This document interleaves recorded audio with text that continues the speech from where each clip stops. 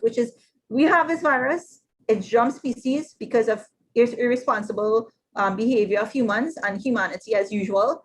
However, now we have to deal with it. The way we deal with it is XYZ. Block the entry with mask wearing like this, because this is the only way the virus can get into your respiratory system. It can't pass anywhere else in your body. So you have to give a physical barrier. So I talked about this in my UTT lectures quite extensively, and I mentioned it to you earlier today, and you could probably look it up on the UTT COVID-19 link, right, on YouTube. It's on YouTube now. It's a series of 5 lectures. But there's one graph that one illustration I show all the time, and it shows the virus progression through its life cycle and the ways we could stop it at different points. The first one obviously would be to limit exposure to wildlife and animals and stop killing them and eating them and hunting them and encroaching into the environment, right? Second one, but I mean, that's more of a long-term thing. So we don't get that bridge to jump into the host, which is us. The second one is literally the barrier. How do we stop the entrance, right? So if we provide barriers, the virus is not able to come in. So that would be the mask wearing and those social distancing and staying in your house kind of situation. And then the next one will be obviously the replication. And a virus exits, right? How and again, the same thing, mask wearing, social distance, and all those things. And lastly would be having immunity, which could only be achieved through vaccination.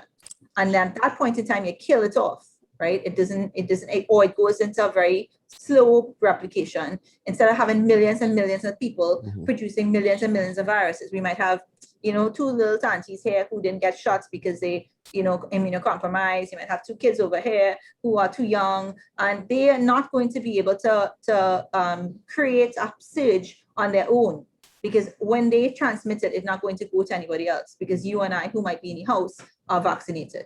Are there any groups of persons with medical conditions that should not take the vaccine? If you've had any anaphylactic response to any vaccines, you are not supposed to take any vaccine, right? Without doctor's administration, approval, and guidance and observation. If you are known to have allergies to any of the components of the vaccines, and I mean, this is readily available on the internet, any of the vaccines, they all have different components. You could look it up.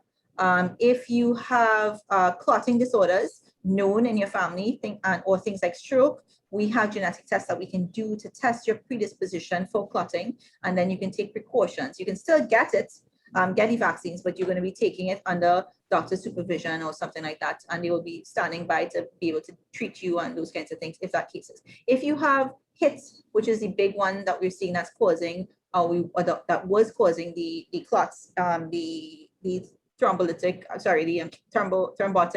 thrombocytopenia kind of clotting that we were seeing in the women under 40 and some older guys in terms of clotting, like just basically systemic clotting. We have antibody tests we could do for that. We have a genetic test that we could do for that. So those things can be done. You could consult your doctor and say, listen, I'm scared.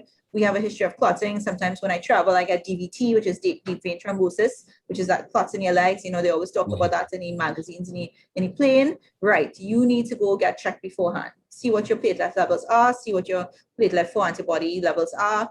Those kinds of things. Or if it is you have the genetic risk or potential for genetic risk for general clotting, you could come to us at Genix at 777 gene, and we could set you up for genetic testing. And also, you can also do the COVID antibody testing prior to the vaccination, because that helps kind of give you your antibody state. If you have a really, really strong antibody response, it's recommended that you wait a couple of weeks, because it's almost as if you have COVID-19 infection, which you may or may not have, because we're not testing for virus with the antibody test. We're just looking at your antibody.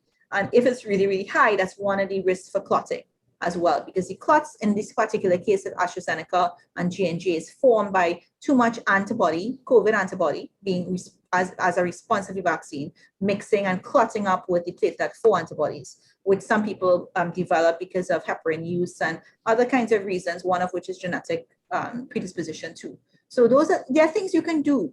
If you're worried, talk to your doctor, talk to people who know. Do not make this decision lightly. It's not something to poo-poo and say, oh, I'll see later what they have, and try to get, try to request it, try to show interest in getting it. I think the government will be more apt to move faster if they know the demand is great. Your predisposition should be go get the vaccine. But if you think you have concerns, let them exclude you for a medical and scientific reason. Correct. Right? Or guide you, because you may not even have to be excluded, because they're recommending it for even people, cancer survivors, people on immunosuppressive drugs, people with kidney transplants, all those things. They're all getting the vaccines, Their reaction may not be as strong as mine or yours, but the doctors are hoping they're going to get some protection, right? Some is always better than none, right? So I can't stress that enough. So go get vaccinated. Go get vaccinated. Wally Sinopharm in particular is only 50% in the last reports effective against the P1 variant. It's 79% effective in the reports that was sent to the WHO. 86% protective in the UAE population that was reported. It has variations. And 50% is better than no percent protection. Yeah, and 86% is great.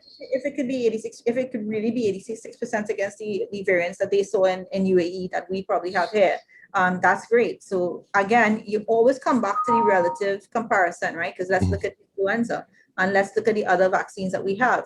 And I mean, this idea that whether or not we're going to get a booster or whether or not we don't get a booster, it really doesn't matter. Look at what we inflict on our children in the first year of life alone. How many vaccines do they get? All these big hardback men like, God, I have to get 2 shots. I can't handle that, I'm like, ready? Go get your vaccine. Finally, Dr. Ramlachan, what should we have learned, or what have we learned as a global community because of this pandemic, and when can we look forward to the next one? Well, I mean, as I said, and I always say this because as virologists and geneticists and immunogeneticists around the world, and of course, epidemiologists and those kinds of people who track these things, they're always predicting the next one. So they knew more or less a coronavirus was coming up next, just basically from what we were seeing. And in particular, most probably, the ability to be able to jump from bat to human was seen as, because that's normally how it does, that was a very high risk in particular, right, in terms of the coronaviruses. So we knew this could happen at any point in time, and it was just a matter of when. The next one could happen. Basically, we've had one big one every 100 or so years for the last little while. In the case of our most recent generation, we've had many. We've had Ebola. Before Ebola, we had SARS. Before SARS, we had Asian flu, swine flu. Before that, polio, and then smallpox, and the other ones, of course, like was Spanish flu in the middle there, and then smallpox, and then of course the plague and all of that. So we've seen it for generations. In our lifetimes and our grandparents' lifetimes alone, we've probably seen 5 or 6. So it's happening at a much higher rate than it used to happen. So I would say, and that's of course because of our exposure to the animals, as I mentioned before, and human movement in mass. And human movement, well, all of that is inspired by human movement in terms of how fast it spreads. But my point is that the rate in which these zoonotic diseases are appearing is at a much higher rate than ever before in mankind's recorded existence. And that is a reality. So we have to assume that could happen at any point. Now, you can't predict and block those kinds of things. You can't go and kill all the bats or kill all the other hosts, and that's not going to work, right? So you have to do what you need to do to be able to prevent that. So again, no trafficking of wildlife, no illegal hunting, no sleeping with your pangolin, right? Those kinds of things. Don't bring in those animals in your house. They had this picture about this tiger roaming around in Houston. Apparently somebody had a giant pet tiger and it was literally walking in people's backyards. You don't leave the wildlife where they're supposed to be. Do not risk that kind of stuff, because it's not just your physical, or the animal might attack me or whatever, or it might die, and those you might be the cause of the death, or it is literally you can be the source of the next pandemic. That's how you have to look at it. So this can happen at any point in time again. So our love for wild meat in this country could be concerning then. 100%. I always tell people that you don't know what they have, right? It's not just so much eating this. If you cook it, technically, it's not going to be effective. It's the people going out and hunting it, and the people who cutting down the trees and making them come closer and closer to the homes, and the abandonment of all planning in human cities and villages, and redirection of waterways, and all of this stuff. They all contribute to exactly that, the mixing of humans with potential hosts for serious disease. And we have to, as a people, make up our mind that that's going to be one of the sources that we're going to go after, because it's going to keep on happening. Of course, the viruses that we have can also mutate and jump, and not necessarily jump host, because it's already in us, and become more and more severe. We see that with influenza, right? H1N1 is a serious version of influenza, right? But again, they had a host, in this case, swine, to be able to change. So it jump to the swine, jump back to us, and then we go on through. So that's one of the things that we have to consider, is that we have to be consistent with our behavior. But humanity will always be, there's this saying that humanity will be the death of humanity. That is the reality, right?